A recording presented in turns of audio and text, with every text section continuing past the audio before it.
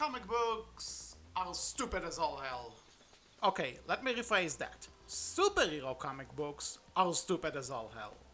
The amount of BS reboots, stupid plot decisions, and the constant killing of main characters only for them to be brought back to life, this is honestly becoming ludicrous. Not to mention that those things are expensive, and I might as well just sell my home if I want to keep up with more than one ongoing series. Not to say I'm staying away from all comic books, as I pick up a few trades here and there which do seem interesting to me. Sometimes I would pick up a Spider-Man plot which sounds interesting. I do keep up with the IDW Sonic the Hedgehog run. Sometimes I even delve into the not mainstream comics like Bad Apple, Nimona, and Tales of the Bididari, which may or may not have been written by my favorite comic writer and artist of all time.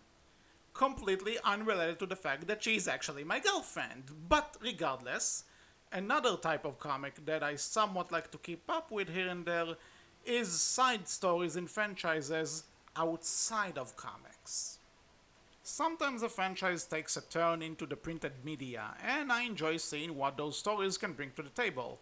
I already mentioned the Sonic comics, but there was also How to Train Your Dragon, Ratchet and Clank, Darkwing Duck, and the topic of today's video, Danny Phantom. In case you missed an earlier video by me, I loved Danny Phantom when it first came out. Fun characters, for the most part, badass powers, cool villains, and of course, that sick as hell theme song. I watched the whole show beginning to end at least 5 times. You know how people say that certain shows were their childhood? Well, Danny Phantom was this show which marked the end of my childhood and the beginning of my teens. I was 11 when it premiered and 14 when it finished, so it was like a transition show for me. Recently, I revisited the show again, this time with a good friend of mine who heard about it but never saw it. I got her hooked immediately when I mentioned that Will Arnett guest stars as a Ghost Rider called The Ghost Rider. She became a fan too, even if something seemed off in retrospect. Danny Phantom will always hold a special place in my heart, but I can't deny some plot lines, not to mention decisions made by the characters, weren't the best courses of action, and you notice these things more and more when you grow up. While the entire show had questionable episodes here and there, most people would point to Season 3 as the source of Danny Phantom's problems. I'll be the odd one out and say that Season 3 of Danny Phantom wasn't that bad, if you're looking at it as an episodic show, that is. Some of the Season 3 episodes remain some of my favorites in the entire show. But if you look at Danny Phantom as a story-driven show, which you could definitely argue that it is, Season 3 is a mess in terms of storytelling. The series finale, Phantom Planet, while it did serve as an ending point for the show, it ignored a lot of plot lines established previously, including one which was literally introduced 1 episode earlier. Who does that? Phantom Planet has various problems, but it did conclude the show. Not in the best way possible, mind you, but it was a conclusion. When you look back at some shows which ended on a cliffhanger, at least we got somewhat of a resolution, and yet people still begged for the show to come back. Despite there being a last episode, people still clamored for the Ghost Boy to return, as they probably felt, and rightfully so, that there's more to tell regarding Danny Phantom. Hence the existence of Danny Phantom: A Glitch in Time, a new graphic novel taking place after the events of Phantom Planet. I don't think there's a Danny Phantom fan out there who isn't in the know and isn't excited for this comic, and you can bet I'm excited too. So excited that I even pre-ordered the thing. But really, not much is known about this comic. I mean, there's a plot description, and it contains info which makes me both excited and concerned, so what do you say we go over those things, shall we? Starting with the good, we get to continue from the ending of the original show. Already a smart move, since I bet no one would want an in-between story, and we need to move forward. Secondly, Dark Danny's back. Many people consider The Ultimate Enemy to be the best episode in the show, and it's definitely one of my faves. So it's definitely exciting to see Dark Danny come back, especially after the show teased us that it will happen. We may not get to hear Eric Roberts' awesome voice again, but beggars can be choosers, and I can complain about that since it is a comic book. Now it's time for my concerns, and keep in mind that things may just sound bad in a summary compared to the final product, so I'm not judging the comic itself, but I can voice concerns regarding the direction it may take. If I'm wrong, I'd love to admit to you that I've been wrong once I'm holding the comic in my hands. But anyway, considering the comic takes place right after Phantom Planet and the title, not to mention Dark Danny's presence, imply right off the bat that this is in fact a time travel plot, I just hope it won't retcon Phantom Planet. Yes, Phantom Planet isn't a good finale for a lot of reasons, but retconning it is the last thing I want, because as hated as that finale is, it does end with a lot of interesting changes to the status quo of the show. Danny and Sam are officially dating. Tucker is the new mayor of Amity Park. The entire world knows Danny's identity. And Vlad's. All of those things can change the dynamics of the cast, and it will be interesting to see.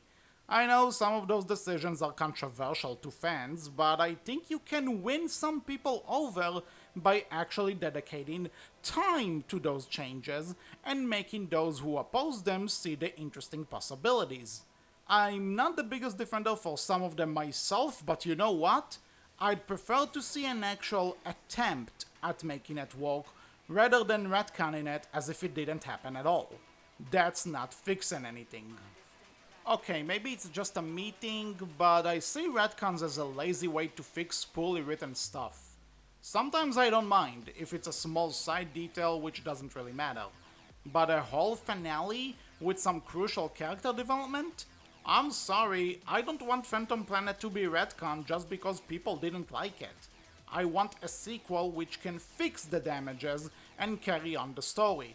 This is a sequel after all, so continue the story, don't try to fix it.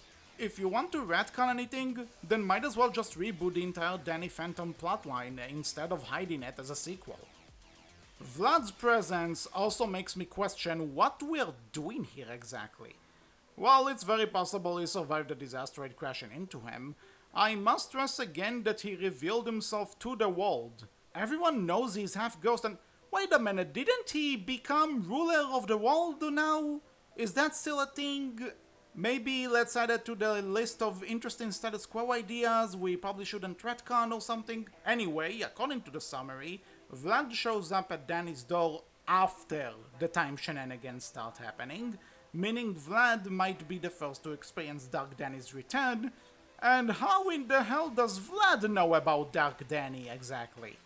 In the Ultimate Enemy episode, it made sense because he was involved in the creation process. But the present day canonical Vlad, who got stuck in space? He never knew about Dark Danny.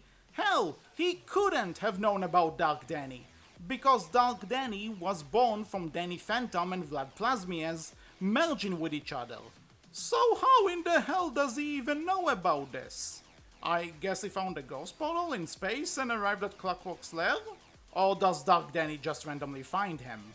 Again, with time travel, I hope no fixes are going to take place. There are a lot of things to be excited about with a glitch in time, but there are also plenty of things to question.